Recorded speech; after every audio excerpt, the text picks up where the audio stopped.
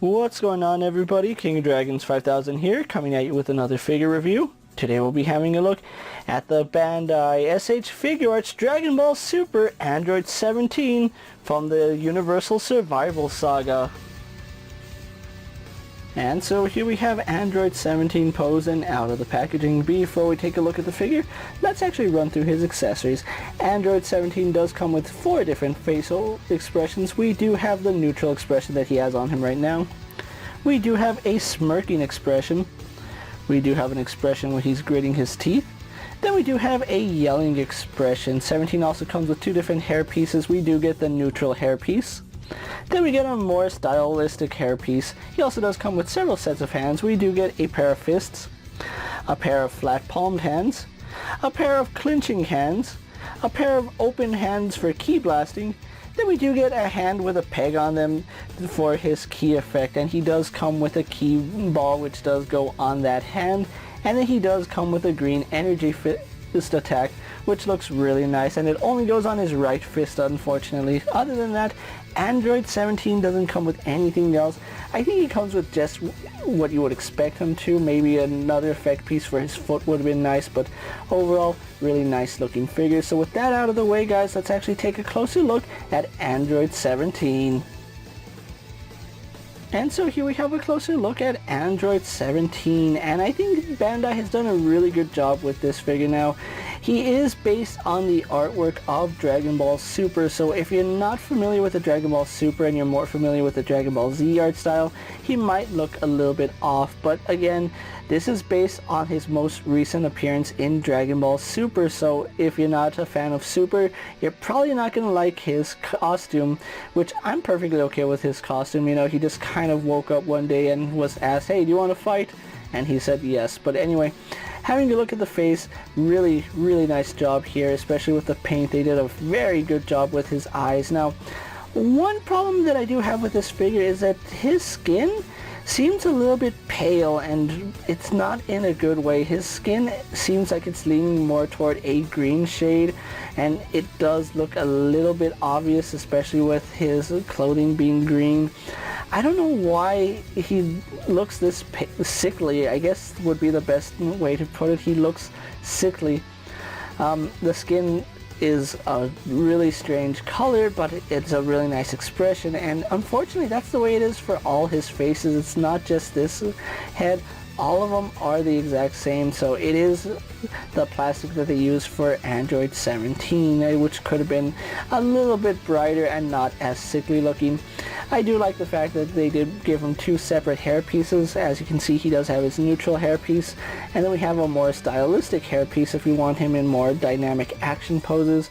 I really do like that addition.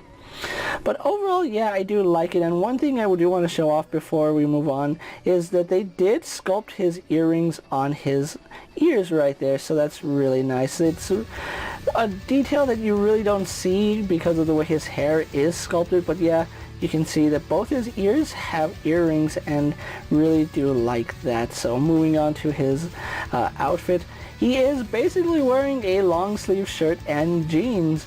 There's really nothing special about it. You can see he does have the MIR shirt on, which has this really nice shade of green. It's not too bright, but it's not too dull. It's just the perfect shade for him. And unfortunately, because his skin is more on the green side, it does highlight that a little more, so he does look a little more sickly when looking at everything in total. He does have an armband on his left side, and it does say Ranger. I do like that. It's a very nice little detail. But we have plain sleeves over here, and then he is wearing his black gloves, which look really nice. I do like them. On the back of his shirt, we just have some wrinkles, which they did a really good job of making it look like a shirt tucked in. I mean, just look at those wrinkles. You can actually see where his shirt would be tucked in, and it looks very nice, very clean. The paint on his belt is also very good. You can see the silver. We don't have any issues there, nor on the tan that is his belt. One little detail that you really don't expect to see in action figures, and he does have it, he has the little buttons on his jeans painted, at least on this side. On this side you can see they didn't paint it, which is a little bit odd that they would only paint one side. Really do like the color of his jeans, and there is a nice fade right here on the front side. Now, originally I thought that he was going to share parts with the original Android 17, which thankfully he does not. He is a completely brand new sculpt, and they did a very good job here, especially with the jeans. I kind of wish that they had also added that faded look on the back of his jeans, because it is a little bit strange seeing the fade here in the front, but then it looks like normal denim in the back.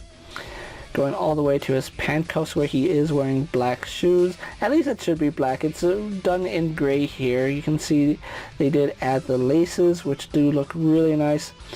Overall, Android 17 has a very basic appearance, and it's not that bad of a thing, but I would have liked a little more dynamic looking Android 17 for Dragon Ball Super, but overall it still looks nice. So with that out of the way, guys, let's actually get 17 posed and compare to other figures you may have in your collection. Here we have Android 17 posed next to a Marvel Legends Cyclops and a DC Multiverse Superman.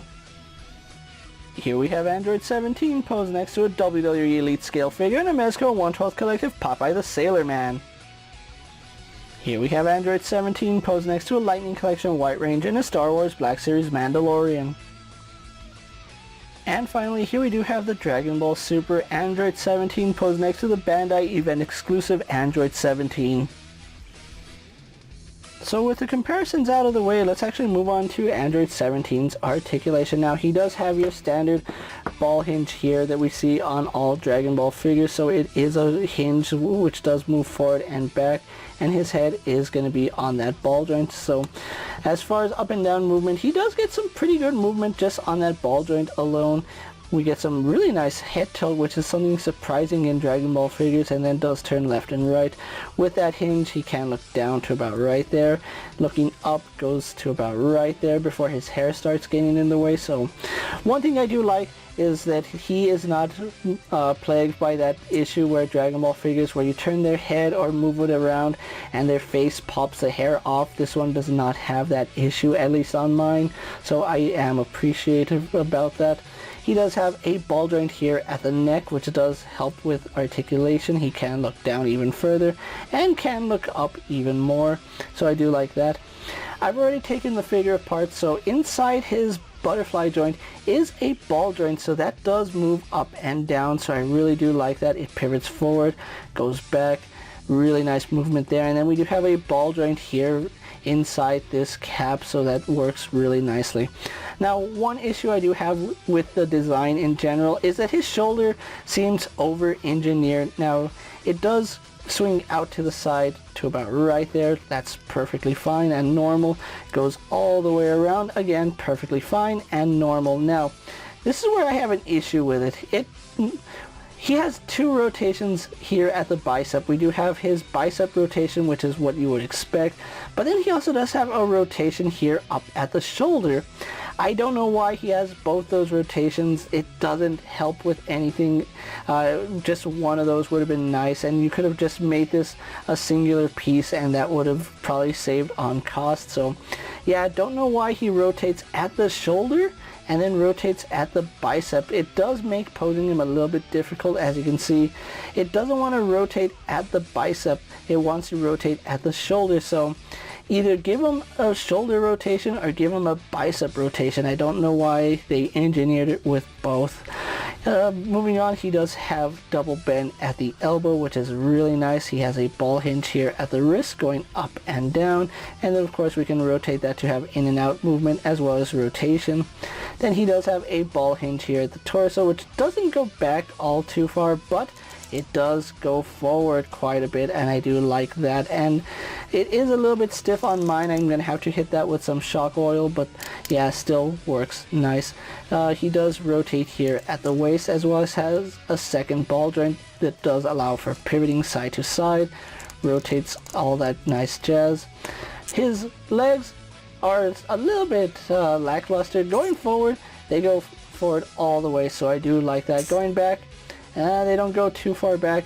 And this is probably the most disappointing. Out to the side, that's all we get. We don't get a full split, unfortunately. So yeah, that is one downside to this figure. He does have a thigh swivel at the hip. Then we do have double bend at the knee, going to about right there.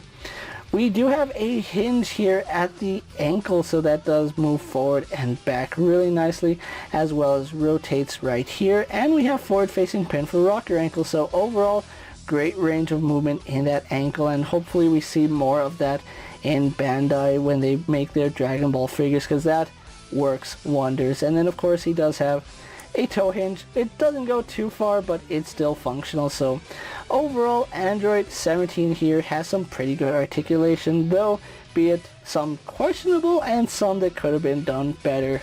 With that out of the way, guys, let's actually get him posed for my final thoughts, and then we'll wrap up this review. And so here we have the SH Figuarts Android 17 pose for my final thoughts. And overall, I think Bandai has done a really good job with this figure. I think the accessories he comes with are perfect for the Universal Survival arc from Dragon Ball Super. Although I do feel like maybe one more accessory would have been nice. Maybe if they had included the energy aura that they've seen with other figures, except done it in a green color, I would like this figure a little bit more. I know the androids aren't known for having auras around them, but he did create an energy barrier, which I think that's one accessory that's kind of hard to replicate, but having that green aura effect would have been nice for Android 17 here. Not saying he's a bad figure, I'm just saying that one little accessory would have put him over for me, and I think that I honestly would prefer having that really nice energy aura behind him. Other than that, it's still a really solid figure, although the skin tone is a little bit off. Yeah, at least in my honest opinion. If you guys think it's perfect, then that's honestly your opinion. But for me, he does seem a little bit sickly, and I kind of wish that he had the same skin tone that they gave Android 18. But overall, still like this figure. Now, unfortunately, if you were unable to pre-order this figure from Premium Bandai, you are going to have to get him from secondary markets where they already double up his price. I do believe I paid about $62 for Android 17 and Android 18 respectively, and I know a lot of secondhand markets or even retail are carrying this for about $100 to $120. That's kind of high, seeing as how he should have been an initial standard release for the Dragon Ball SH Figuarts line. I don't know why they're making some characters exclusive, especially characters like Android 17 and 18 who are very popular, and they made them exclusive figures. That boggles my mind. Like I said, if you were unable to pre-order him from Premium Bandai, secondhand market and other retail is your best bet, but do expect to pay an upwards of $100 for this figure. I don't see $100 in this figure, but that's unfortunately the way the game is played right now. With that being said, guys, I'm KingofDragons 5000. Don't forget to like this video, leave a comment, subscribe to my channel. Go ahead and check out all my other action figure reviews, as well as all my other Dragon Ball and SH Figuarts videos. Hopefully you find them informative. As always, if there's a figure you would like to see me review, let me know down in the comments, and if it fits in my collection, I'll gladly have a look at it. While you're at it, check out my Instagram account for new and exciting action figure photos, and as always, ring that bell to be notified every time I upload a video. Until next time, guys, I'll see you later. Take care, everyone.